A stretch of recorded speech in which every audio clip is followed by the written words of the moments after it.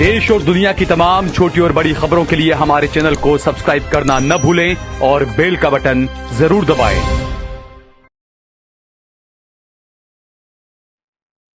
अस्सलाम वालेकुम, आदाब। देश लाइव में आपका स्वागत है। मैं हूं सहल कुरैशी। दोस्तों, उत्तर प्रदेश का संभल एक बार फिर से सुर्खियों में है।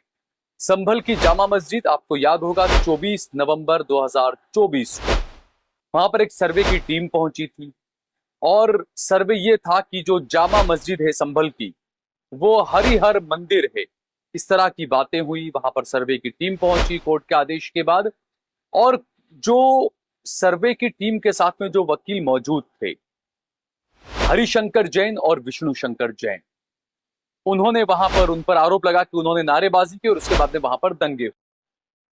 अब आज एक बार फिर से वो सुर्खियों में इसलिए है कि उत्तर प्रदेश के संभल में हुए दंगों को लेकर एक आयोग, जांच आयोग गठित किया गया था। इस आयोग ने आज राज्य के मुख्यमंत्री योगी आदित्यनाथ को अपनी रिपोर्ट सौंप दी।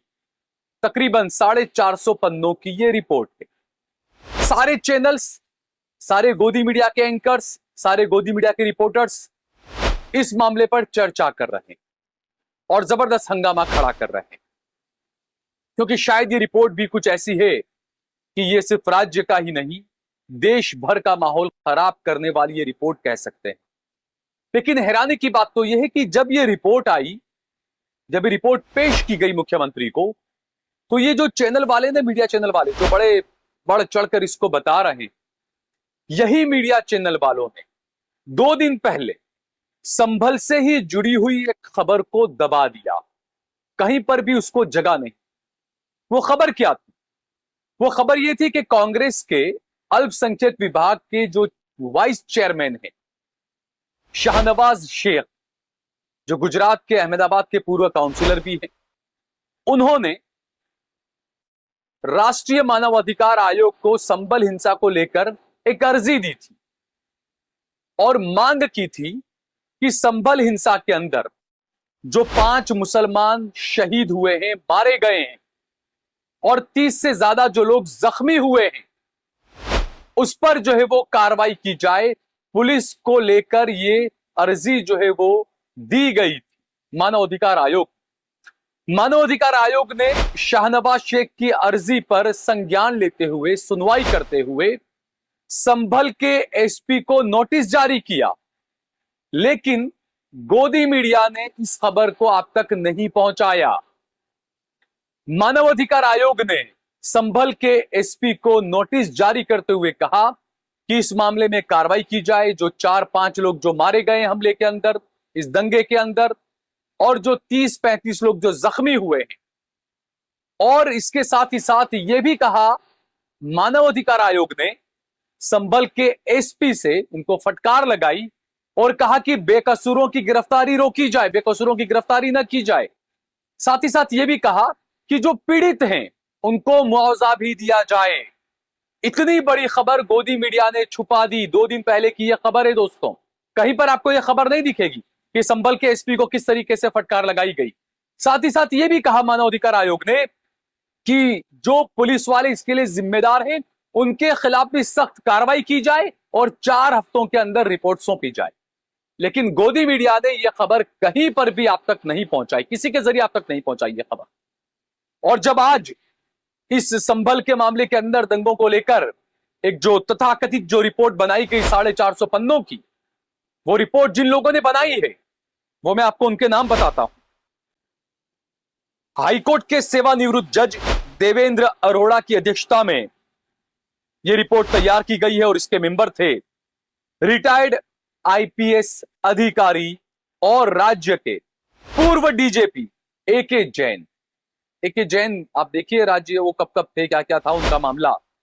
और उसके साथ ही retire IAS officer Amit Mohan Prasad भी इस कमेटी के मेंबर थे, जांच कमेटी के, जिन्होंने 450 पन्ने की रिपोर्ट जारी की। अब इस रिपोर्ट पर बात करते हैं। इस रिपोर्ट में एक बार फिर से 600, 700, 500, 800 साल पुराने बाबर का जिन एक बार फिर से इन्होंने बाहर निकाल दिया। रिपोर्ट में जो बातें कही गई है, बड़ी मज़ाक़खेज़ बातें कही गई है। मानो ऐसा लगता है कि यह रिपोर्ट किसी अधिकारी ने नहीं, किसी स्वयं सेवक संघ के पदाधिकारी ने तैयार की होगी। इस रिपोर्ट में कहा गया है, जो बातें इसमें कही गई है मोटी मोटी वो मैं आपको बताऊंगा। 1947 में संभल में 45% हिंदू थे, जो अब कम होकर सिर्फ 15% बचे हैं। ये इस रिपोर्ट में कहा गया। ये दंगों की रिपोर्ट है दोस्तों, ये ज्योग्राफी बता रहे हैं आपको। दंगों की रिपोर्ट में 5 मुसलमान कैसे गोलीबारी में मारे गए वो इस रिपोर्ट में नहीं बताया गया ना, अभी तक तो नहीं बताया। गोदी मीडिया ने अभी तक कुछ खबर सामने नहीं आई, लेकिन यह बताया गया है कि संभल में 1947 में 45% हिंदू थे, जो अब 2025 के अंदर महज 15% बचे हैं। और आगे इसमें कहा गया है कि 1947 में संभल के अंदर 55% मुसलमान थे, जो बढ़कर 85% हो गए। अरे भाई 77 साल में अगर एक एक मुसलमान अगर 2-2 बच्चे भी पैदा करेगा तो संख्या तो बढ़ेगी ना। और आप जो कह रहे हो कि हिंदू यहां पर 45% थे, 15% हो गए। संभल का डाटा उठाकर देखें। आप अगर कट्टर हिंदू हैं, आप अगर अंधभक्त हैं, तो भी मैं आपसे कहता हूं, आपके इलाके के अंदर आप जाइए, आपके इलाके के अंदर जितने भी सलून वाले होंगे आपको ज्यादातर संभल के नजर आएंगे, हिंदू भी। और आप जाइए दिल्ली में, आप जाइए मुंबई में, आप जाइए बेंगलुरु में, आप जाइए चेन्नई में, आप जाइए केरल में, हर जगह पर आपको संभल के लोग मिलेंगे। तो अगर कोई हिंदू वहां से पैसा कमाने के लिए, अपनी जिंदगी को सुधारने के लिए अगर चला गया है, तो उसको आप अलग तरीके से क्यों देख रहे हैं कि मुसलमानों की प्रताड़ना से वो हिंदू चला गया? बड़ी हैरानी की बात है। ये संभल की जो रिपोर्ट आई है, हो सकता है संभल फाइल कोई फिल्म भी बना दे कोई सिरफिराई, वही प्रोपेगेंडा लेकर। और साथ ही साथ इसमें संभल के जो समाजवादी पार्टी के सांसद हैं जियाउर रहमान बर्क साहब, उन पर सीधे तौर पर सारे आरोप उन पर ढोले जाने की पूरी तैयारी की गई। और कहा गया है कि जियाउर रहमान बर्क ने वहां पर मुसलमानों को, नमाजियों को भड़काया, उन्होंने उल्टे सीधे बयान दिए, इस वजह से ये दंगे हो गए। जबकि वीडियो आया है सामने और ये आरोप लगे हैं कि जब वहां पर संभल की जामा मस्जिद के अंदर जो सर्वे की करने के लिए जो टीम पहुंची थी, उस टीम में हरिशंकर जैन, विष्णु शंकर जैन जो इस मामले के वकील हैं, उन्होंने नारेबाजी की थी।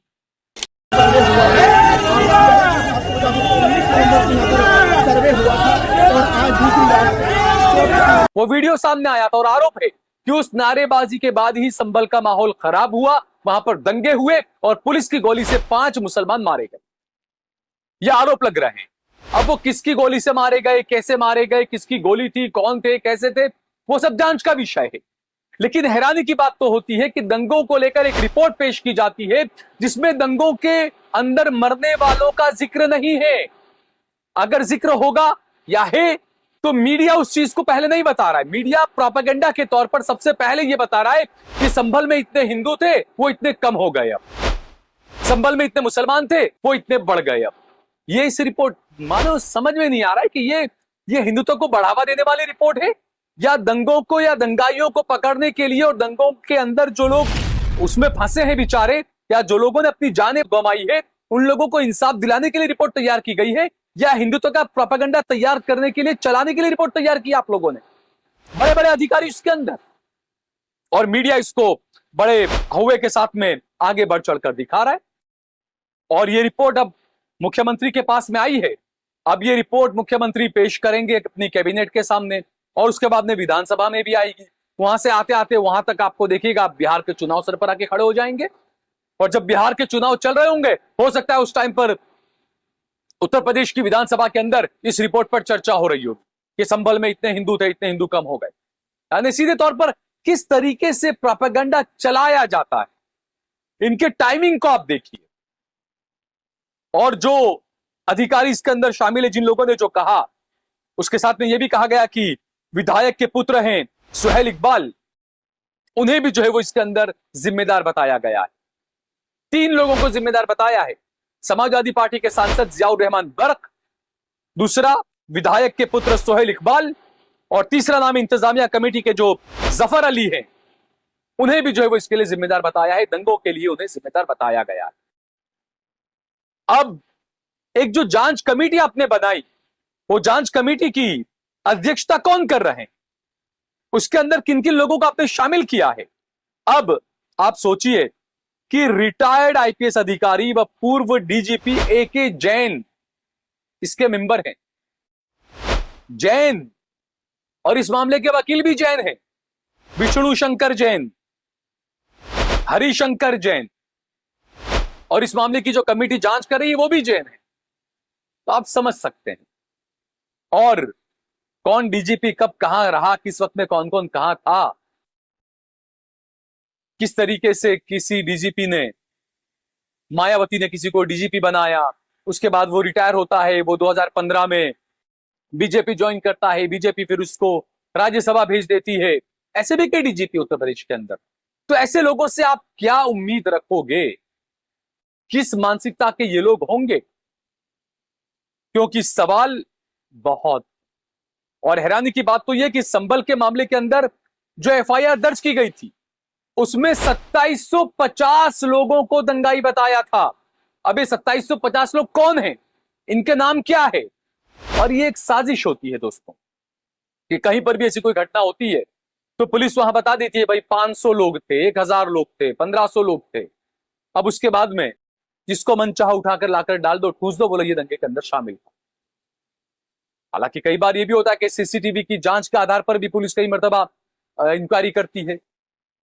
लेकिन संभल के अंदर जो कुछ हुआ था साफ तौर पर देखा गया, और जिस तरीके से बीजेपी नेताओं के और संघियों के बयान आए, और एक और मुद्दा यहां पर मिल गया मंदिर मस्जिद का, कि संभल की जो जामा मस्जिद है उसको अब किस तरीके से मंदिर बनाया जाए, किस तरीके से जांच की जाए, ये तमाम चीजें एक बार फिर से देश के सामने हैं। और गोदी मीडिया इस रिपोर्ट को लेकर अब नंगा नाच शुरू करेगा।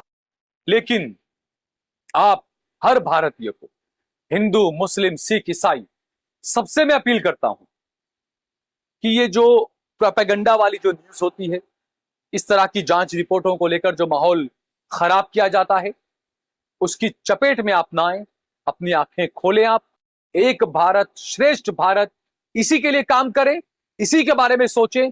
कट्टर हिंदू, कट्टर मुस्लिम, इन चीजों पर ध्यान न दें, क्योंकि धर्म आपका आपका अपने साथ है, धर्म मेरा मेरा मेरे साथ है। मैं आपसे नहीं कहूंगा कि अल्लाह अकबर का नारा लगाओ, आप भी ना कहें किसी मुसलमान को कि जय श्री राम का नारा लगाओ। बाकी नेता जो लोग हैं, ये आप समझ सकते हैं, किसी नेता का बेटा, किसी बीजेपी का नेता का बेटा आपको नहीं दिखेगा कि वो जाएगा जामा मस्जिद में मंदिर बनाने के लिए कि भाई मैं मंदिर बनाऊंगा, चलिए। आम लोग आपको वहां पर भगवा झंडा लेकर लहराते हुए नजर आ जाएंगे, और जब पुलिस गोलीबारी या दंगे होते हैं तो ऐसे ही बेचारे आम लोग मारे जाते हैं। इस बारे में हम सभी को सोचना चाहिए। इस वीडियो को ज्यादा से ज्यादा शेयर करें, कमेंट करें, लाइक करें। अगर आपने हमारा चैनल सब्सक्राइब न किया तो हमारे चैनल को जरूर सब्सक्राइब करें। डिस्क्रिप्शन में ज्वाइन बटन का लिंक दिया हुआ है, आप ज्वाइन करके सीधे हमारे साथ जुड़ सकते हैं। हमने हमारा नंबर दिया है, ज्यादा से ज्यादा हमारा सहयोग करें, समर्थन करें। जय भारत, जय हिंद।